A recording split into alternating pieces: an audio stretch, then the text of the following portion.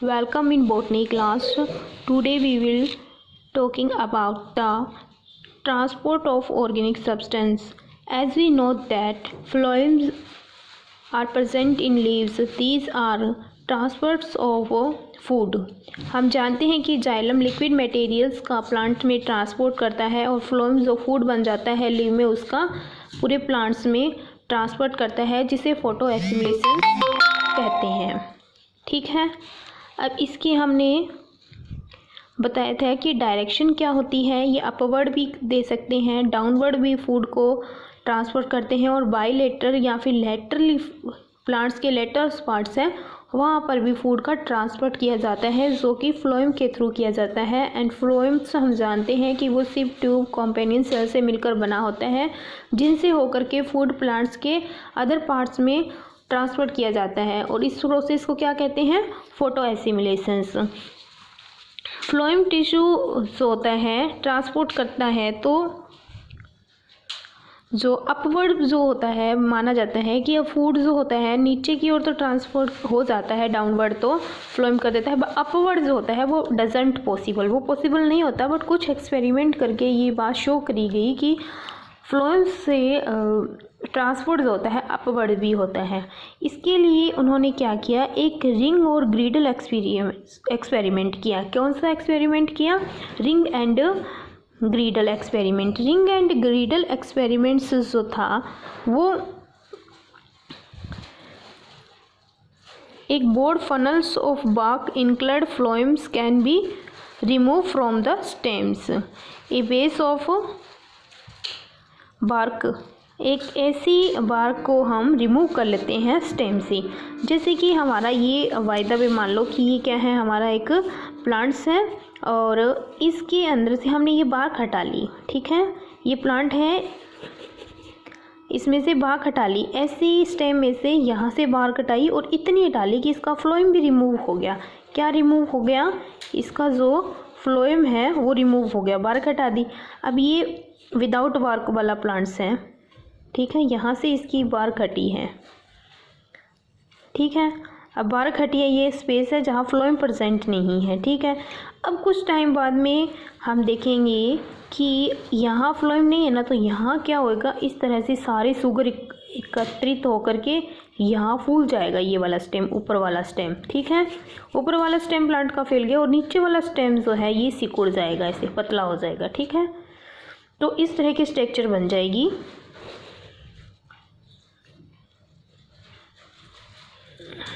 ठीक है, ये पतला हो जाएगा यहाँ से नीचे का स्टेम, यानी कि अब हम कह सकते हैं कि फ्लोएम ऊपर था, लीफ से बना, और फ्लोएम यहाँ आके सारा फूड उसने डाल दिया, नीचे गया ही नहीं।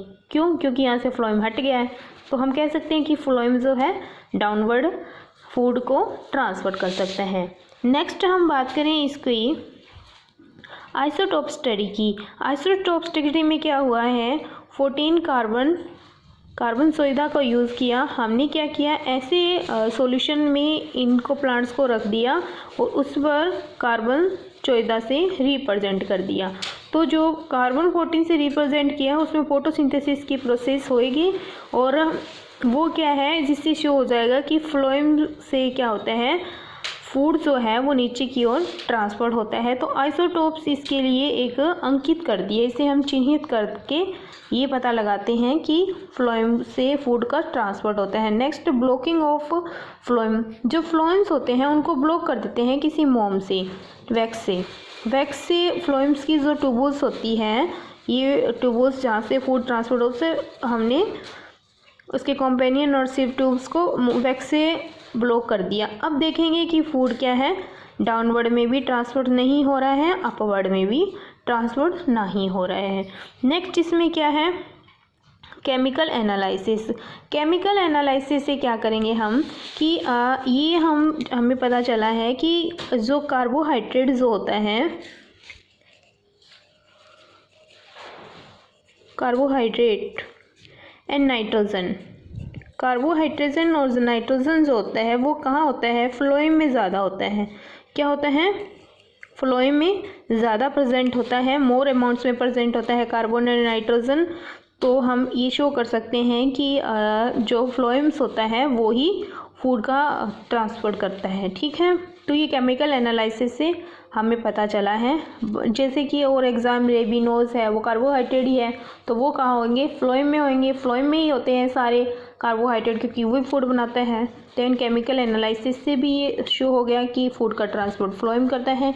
Use of aphid and coccids, aphids and sephids जो होते हैं ये क्या होती है, सेफ एक्सक्यूज़ करते हैं from cut off style from several days. अगर ये जो एफिड्स हैं अगर इनकी स्टाइल को कट कर दें तो फोटोसिंथेसिस नहीं होएगा। ठीक है, तो ये एफिड्स एंड स्टाइल्स होते हैं जिनके अंदर कुछ फूड मटेरियल फिल होता है जो फोटोसिंथेसिस की हेल्प करता है। अगर इनको कट कर दें तो फोटोसिंथेसिस में प्रॉब्लम हो जाएगी, क्योंकि इनके अंदर जो सेव होता है उसमें फोटोसिंथेसिस पिगमेंट्स फिल होता है। नेक्स्ट है radial translocations. Radial translocations of arrow of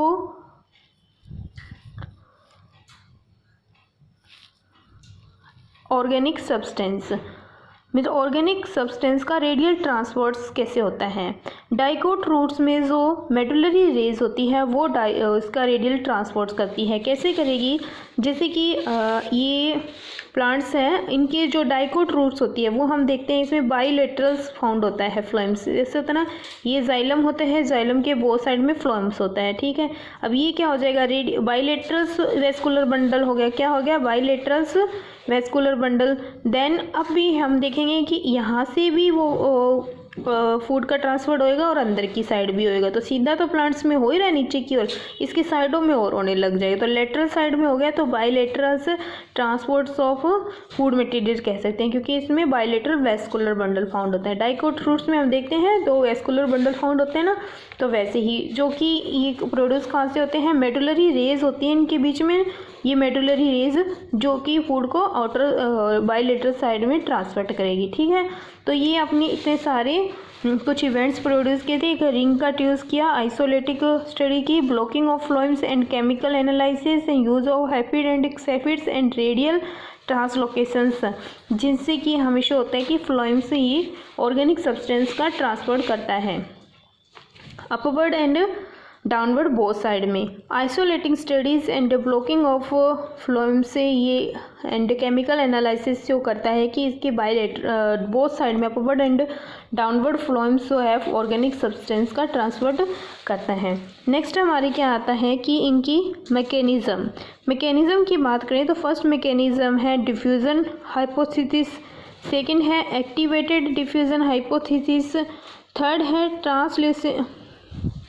ट्रांसलोक्यूलर, next है interfacial, after then electric osmotic theory, next है pre plasmic streaming hypothesis, next है मास फ्लो और प्रीजर फ्लो हाइपोथेसिस।